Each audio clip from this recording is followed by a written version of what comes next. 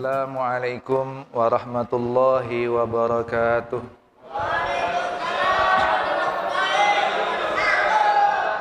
Bismillahirrahmanirrahim. Alhamdulillahi rabbil alamin. Wassalatu wassalamu ala ashrafil anbiya'i wal mursalin sayyidina wa maulana Muhammadin wa ala alihi wa sahbihi ajma'in. Qala Allah Ta'ala fi kitabihil karim, Syahru Ramadan alladhi unzila fihil Qur'an hudan linnasi wa bayyinatin minal huda wal furqan. Amma ba'du, yang kami muliakan dan kami taati dan selalu dimuliakan oleh Allah Subhanahu wa Ta'ala, guru mulia kita Al-Habib Abu Bakar bin Ja'far Al-Kab selaku pembina majelis Rasulullah sallallahu alaihi wasallam, dimanapun beliau berada, kita doakan semoga beliau selalu diberikan kesehatan dan panjang umur, keluarga beliau selalu dalam penjagaan Allah Subhanahu wa Ta'ala, dilancarkan segala urusan-urusannya, dan semoga selalu diistiqomahkan membimbing kita semua menuju jalan yang diridhoi oleh Allah Subhanahu wa Ta'ala dan Rasulnya. Amin ya rabbal alamin. Yang kami muliakan dan dimuliakan oleh Allah Subhanahu wa Ta'ala, segenap pengurus Masjid At-Taqwa Sesulu, utamanya kepada Bapak Haji Arhani dan kepada pengurus yang lain yang tidak bisa kami sebutkan namanya satu persatu, dan tidak mengurangi ta'zim dan hormat kami kepada beliau-beliau semua. Yang kami muliakan dan dimuliakan oleh Allah Subhanahu wa Ta'ala, Ibu Hajah Arifatus Sholihah selaku Ketua RT 02 Sesulu, dan kami muliakan dan dimuliakan oleh Allah Subhanahu wa Ta'ala segenap sesepuh, para bini sepuh yang hadir pada malam hari ini, juga kepada seluruh bapak-bapak haji, ibu-ibu hajah, guru-guru dan para ustadz yang namanya juga tidak bisa kami sebutkan satu persatu, namun tidak mengurangi ta'zim dan hormat kami kepada beliau-beliau semua. Juga kepada seluruh jamaah Masjid At-Taqwa Sesulu yang mudah-mudahan selalu diberikan kebahagiaan oleh Allah Subhanahu wa Ta'ala dan selalu diliputi oleh rahmat dan keberkahan dari Allah Subhanahu wa Ta'ala. Amin ya rabbal alamin. Alhamdulillah, limpahan puja dan puji syukur kita haturkan kehadirat Allah Subhanahu wa Ta'ala. Malam hari ini, di malam yang mulia, di waktu yang mulia, dan di tempat yang dimuliakan oleh Allah Subhanahu wa Ta'ala, kita ditakdir bersama-sama hadir, ditakdir bersama-sama berkumpul untuk bersama-sama memperingati malam nuzulul Quran atau malam diturunkannya kitab suci Al-Quran oleh Allah Subhanahu wa Ta'ala. Semoga hadir kita dan kumpulnya kita di sini diridhoi oleh Allah Subhanahu wa Ta'ala. Amin ya rabbal alamin. Salawat serta salam semoga tetap tercurah limpahkan kepada junjungan kita, baginda Nabi besar Muhammad sallallahu alaihi wasallam, beserta para keluarga, keturunan-keturunannya, kepada seluruh umat-umatnya, khususnya kepada kita-kita yang hadir di sini, yang selalu berusaha menjalankan sunnah-sunnah beliau hingga hari kiamat nanti. Bapak-bapak, ibu-ibu, para jamaah yang dimuliakan oleh Allah Subhanahu wa Ta'ala, malam nuzulul Quran atau malam diturunkannya Al-Quran sesuai dengan ayat yang dibacakan oleh MC tadi, Mas pembawa acara, Syahru Ramadan alladzi unzila fihil Qur'an. Bulan suci Ramadan atau di bulan suci Ramadan adalah bulan di mana diturunkannya kitab suci Al-Quran. Jadi kitab Al-Quran yang menjadi mukjizat Nabi Muhammad sallallahu alaihi wasallam diturunkan di malam 17 Ramadan menurut para ulama, mayoritas ulama diturunkan di malam 17 Ramadan yang bertepatan dengan malam Lailatul Qadar. Tujuannya Al-Quran diturunkan kepada Rasulullah sallallahu alaihi wasallam itu untuk apa? Sesuai ayat yang dibacakan oleh MC tadi, Syahrul Ramadan alladzi unzila fihil Qur'an hudan linnas. Hudan linnas wa bayyinatim minal huda wal furqan. Jadi Al-Quran itu diturunkan oleh Allah Subhanahu wa Ta'ala yang pertama menjadi mukjizat Rasulullah Sallallahu Alaihi Wasallam, menjadi senjatanya Rasulullah Sallallahu Alaihi Wasallam untuk memerangi atau untuk melawan argumentasinya para orang-orang kafir Quraisy yang saat itu orang Quraisy ini dikenal sebagai orang-orang yang cerdas-cerdas. Bahkan mereka banyak yang ahli dalam mengubah atau membuat syair-syair yang indah saat itu. Al-Quran diturunkan dengan bahasa sastra yang tinggi, melebihi syair-syairnya orang-orang Quraisy. Tujuannya untuk melawan argumentasi mereka, mematahkan pendapat-pendapat mereka yang nyeleweng. Jadi Al-Quran diturunkan sebagai hudan linnas, sebagai petunjuk bagi kita-kita manusia, khususnya kita-kita umat Islam. Petunjuk. Kalau dibahasakan petunjuk ini yang membawa kita pada jalan yang lurus. Ini petunjuk. Petunjuk menuju jalan yang diridhoi oleh Allah Subhanahu wa Ta'ala. Jadi hadirnya Al-Quran sebagai hidayah buat kita, sebagai petunjuk buat kita untuk menuju jalan yang diridhoi oleh Allah Subhanahu wa Ta'ala. Sekarang kita bahas Al-Quran sebagai mukjizatnya Rasulullah Sallallahu Alaihi Wasallam. Jadi Al-Quran ini bukan sekedar buku bacaan biasa, bukan sekedar untuk dijadikan lantunan-lantunan indah-indah saja, tidak. Tapi Al-Quran ini kita jadikan sebagai imam kita, sebagai alat untuk kita bisa sampai kepada Allah Subhanahu wa Ta'ala dalam mengarungi jalan yang Allah ridhoi. Jadi Al-Quran ini dikenal sebagai mukjizatnya Rasulullah Sallallahu Alaihi Wasallam, mukjizat yang paling besar yang diberikan oleh Allah kepada nabi-nabinya. Mukjizat itu adalah senjata. Mukjizat itu senjata yang diberikan oleh Allah untuk melawan orang-orang yang musyrik kepada Allah, orang-orang yang menentang kepada Allah, orang-orang yang tidak beriman kepada utusan-utusannya Allah. Banyak mukjizatnya para nabi. Mukjizatnya Nabi Musa alaihi salam berupa tongkatnya itu bisa menjadi ular dan memakan ular-ularnya para tukang sihirnya Raja Fir'aun. Mukjizatnya Nabi Musa juga salah satunya di tangannya ketika dikeluarkan tangannya bisa menjadi cahaya yang terang benderang.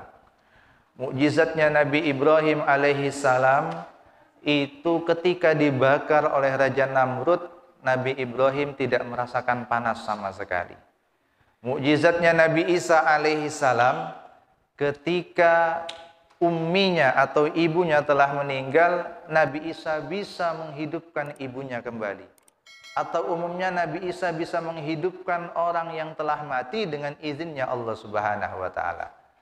Mukjizatnya Nabi Isa juga bisa menyembuhkan orang yang sudah puluhan tahun menderita penyakit buta.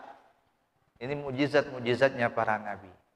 Mukjizatnya Nabi Sulaiman bisa berbicara dengan binatang, memerintah angin, jin dan para setan-setan untuk patuh kepadanya.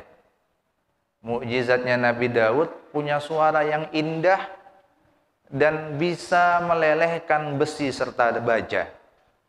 Jadi mukjizat-mukjizat ini, senjata-senjata ini diberikan oleh Allah kepada utusan-utusannya untuk melawan orang-orang yang tidak beriman kepada Allah Subhanahu wa taala.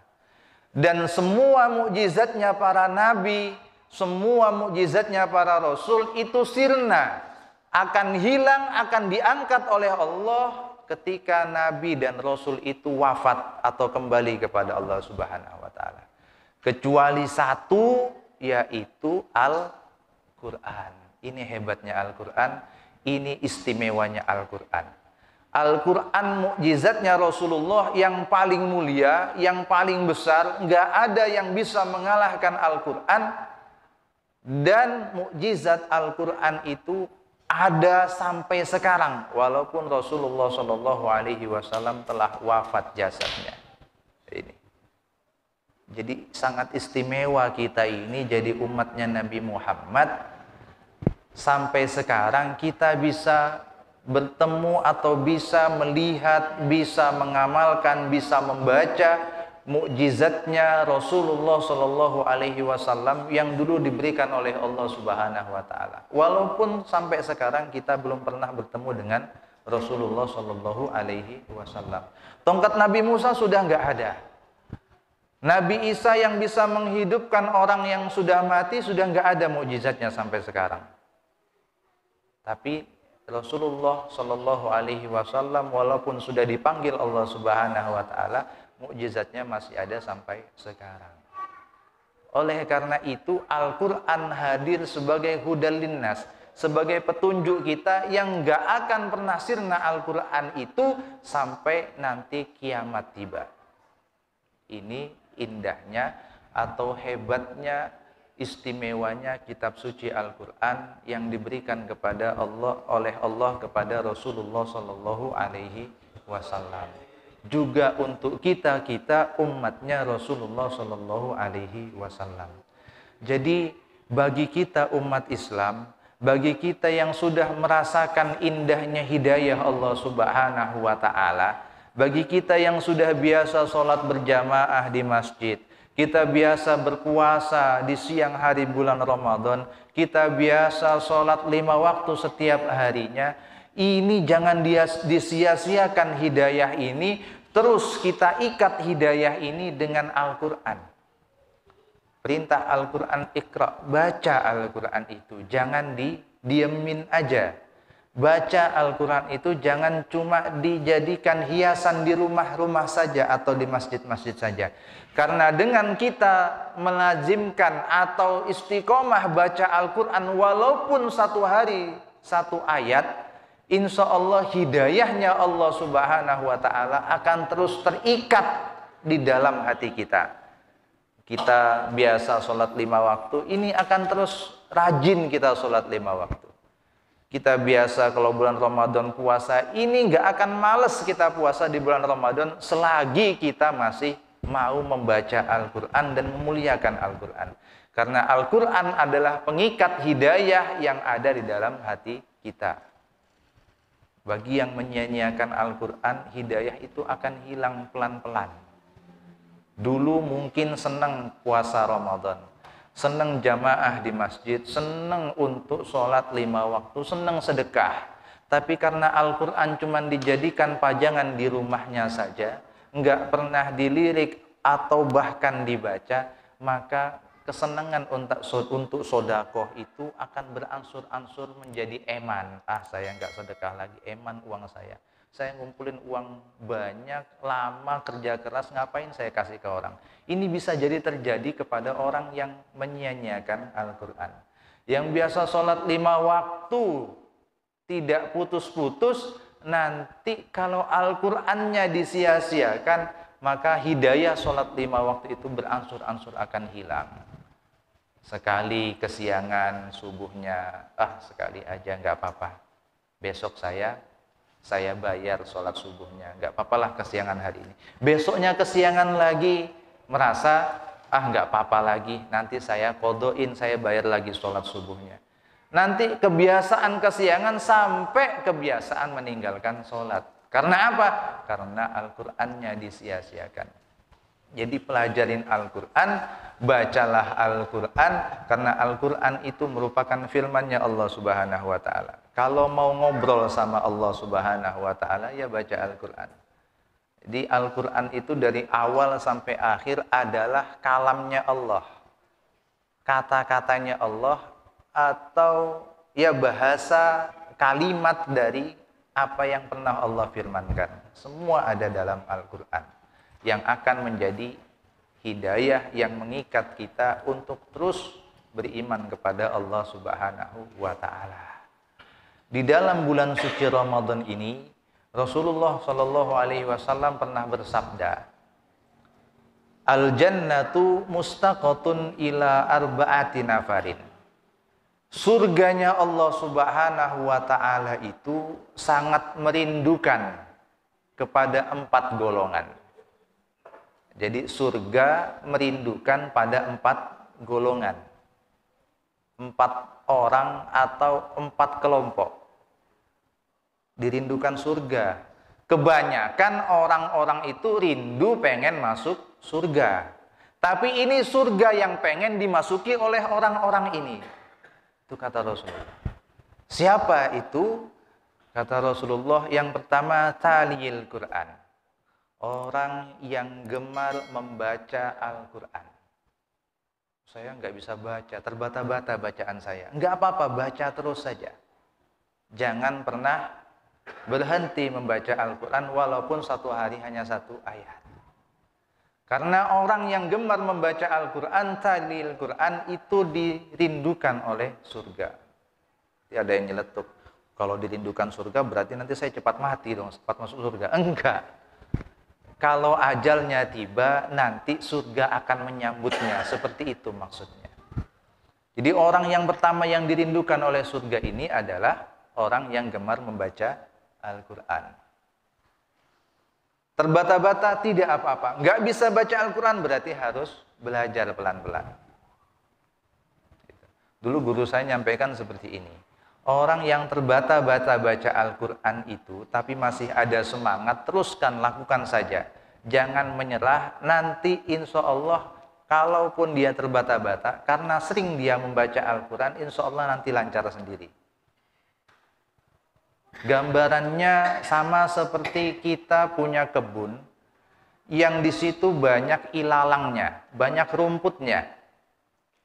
Rumput itu kalau kita tebang sekali, kita bersihkan pakai alat, kita potong, tapi kita biarkan sebulan 2 bulan, rumputnya pasti akan tumbuh kembali.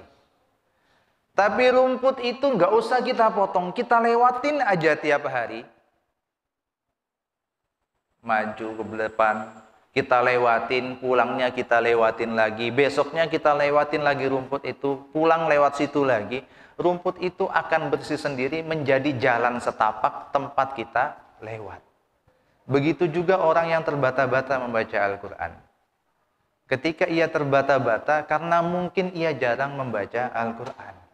Lancar sekarang baca Al-Quran, tapi nanti libur 1 bulan baru baca lagi. Pasti terbata-bata lagi. Tapi kalau terbata-bata sekarang, cuman tiap hari belajar baca, tiap hari berusaha dibaca, nanti kayak rumput yang tiap hari diinjak-injak, akan bersih sendiri. Itu kata guru saya seperti itu.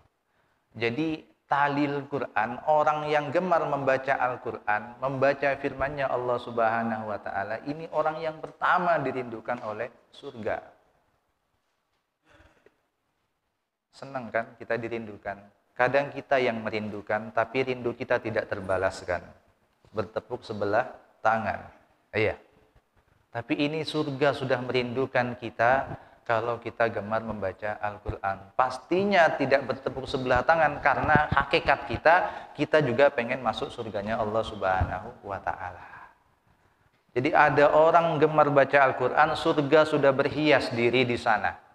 Surga sudah menggunakan AC-nya.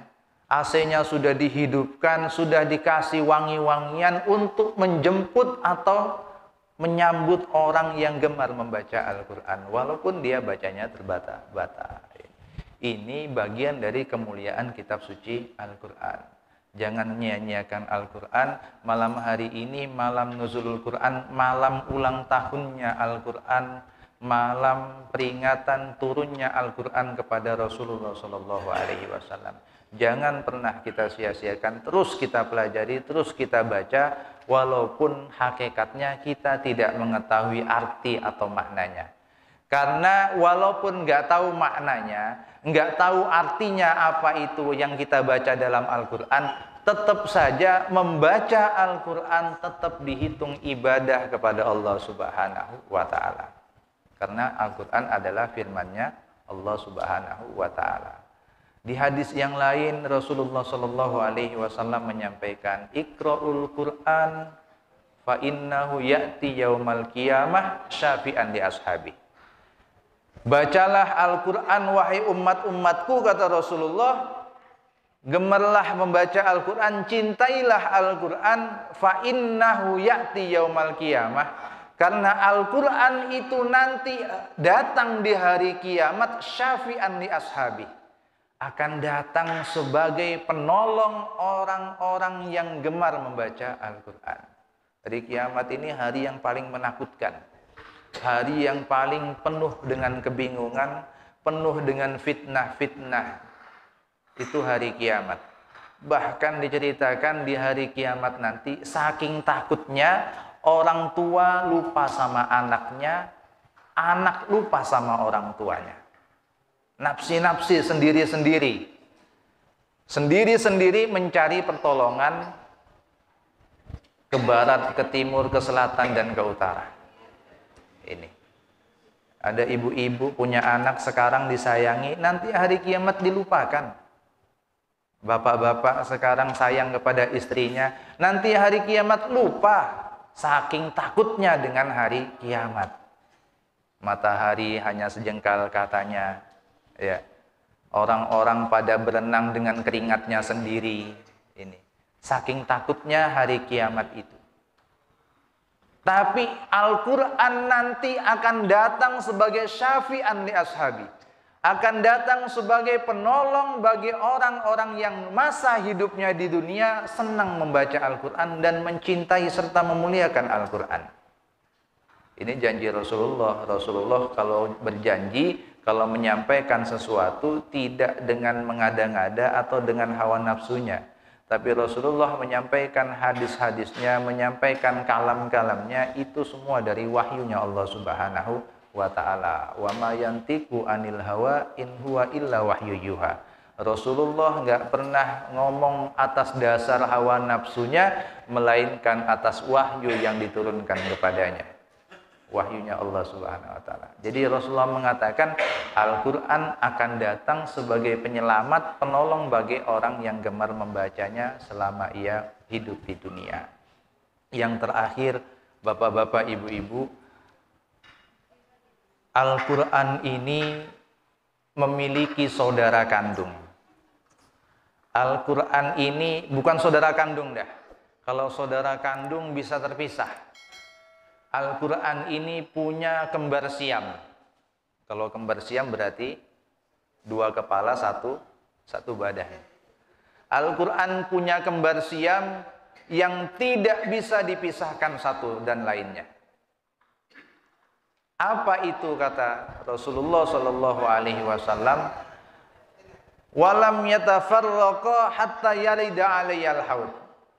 Kedua saudara ini, kedua kembaran ini, kata Rasulullah, lam yatafarraqa, tidak akan pernah terpisah selama-lamanya, hatta yarida alayyal haud, sampai keduanya datang menemui aku, kata Rasulullah, di surganya Allah Subhanahu wa Ta'ala. Apa itu kembarannya Al-Quran atau kembar siamnya Al-Quran? Al-Quran mempunyai kembar siam adalah keturunan-keturunannya Rasulullah Sallallahu Alaihi Wasallam. Jadi sabdanya baginda Nabi, aku wasiatkan kepada kalian, aku tinggalkan kepada kalian, wahai umat-umatku, Aku wariskan kepada kalian wahai umat Islam seluruh dunia, dua perkara atau dua pusaka, yang mana ketika kalian berpegang teguh dengan dua pusaka ini, kata Rasulullah Shallallahu Alaihi Wasallam, maka lantadillu ba'di abada, kalian gak akan pernah tersesat selama-lamanya. Di dunia gak pernah tersesat, selalu menjadi orang yang memiliki perangai yang baik. Di akhirat juga gak pernah tersesat ke neraka, selalu menuju jalan yang diridhoi oleh Allah sampai ke surganya. Jadi dua saudara kembar Siam. Apa yang menjadi kembar siamnya Al-Quran itu? Yang disabdakan Rasulullah, yang memang menjadi wasiatnya Rasulullah Sallallahu Alaihi Wasallam. Yang pertama, kitabullah, Al-Quran atau kalamnya Allah atau kitab suci Al-Quran. Ini wasiatnya Rasulullah, warisannya Rasulullah untuk umat-umatnya, yang mana kalau berpegang teguh dengan Al-Quran ini, kita nggak akan pernah tersesat selama-lamanya. Yang kedua, kata Rasulullah Shallallahu Alaihi Wasallam, yang menjadi kembar siamnya Al-Quran ini adalah itroti ahli baiti, keturunanku atau darah dagingku. Itroti ahli baiti, keturunanku atau darah dagingku, atau yang sekarang kita kenal disebut sebagai Habib atau Syarifah, Habaib, atau yang wanita disebut dengan Syarifah. Jadi Al-Quran dan Habaib, Al-Quran dan keturunan Rasulullah Sallallahu Alaihi Wasallam ini merupakan wasiat khusus dari Rasulullah Sallallahu Alaihi Wasallam, warisan khusus untuk umat Rasulullah Sallallahu Alaihi Wasallam, yang ketika keduanya kita pegang teguh, keduanya kita pelihara, keduanya kita cintai, kita muliakan, maka kita dijamin oleh Rasulullah nggak akan pernah tersesat, baik di dunia maupun di akhirat nanti. Ini keduanya adalah wasiatnya Rasulullah Sallallahu Alaihi Wasallam. Jadi cuman cinta Al-Quran tapi kepada keturunan Rasulullah dicaci, dimaki, ini nggak akan bisa sampai kepada jalan yang diridhoi oleh Allah Subhanahu wa Ta'ala. Jadi selain kita memuliakan Al-Quran, menjadi kalamnya Allah, menjadi warisannya Rasulullah, kita juga perlu memuliakan keturunan Rasulullah Sallallahu Alaihi Wasallam.